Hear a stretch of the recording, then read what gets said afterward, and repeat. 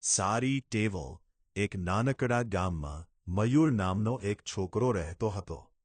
મયુર બહુ હોશિયાર હતો, પણ તેને કેટલીક ખરાબ ટેવો હતી. તે સવારે મોડું ઉઠતો, દાંત સાફ ન કરતો, રમ્યા પછી રમકડાં અહીં ત્યાં ફેંકી દેતો અને ભણવાનું ટાળતો. મયુરની મમ્મી દરરોજ કહેતી, "બેટા, સારી ટેવો જીવનને સુંદર બનાવે છે." પણ મયુર હસીને વાત ટાળી દેતો. એક દિવસ શાળામાં શિક્ષકે જાહેરાત કરી, "આવતા અઠવાડિયે સારી ટેવો સ્પર્ધા રાખવામાં આવે છે. જે બાળક સૌથી સારી ટેવો રાખશે તેને ઇનામ મળશે." આ સાંભળીને મયુર ઉત્સાહિત થયો. તેને નક્કી કર્યું કે હવે તે સારી ટેવો શીખશે. બીજા દિવસથી મયુર વહેલો ઉઠવા લાગ્યો.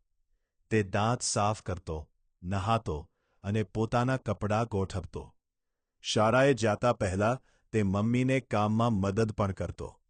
રમ્યા પછી તે પોતાના રમકડાં જગ્યા પર મૂકી દેતો અને સમયસર હોમવર્ક પણ કરતો. થોડા દિવસોમાં મયુરમાં મોટો ફેરફાર આવ્યો. હવે બધા તેની પ્રશંસા કરવા લાગ્યા.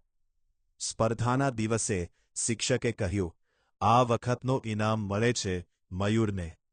મયુર ખૂબ ખુશ થયો.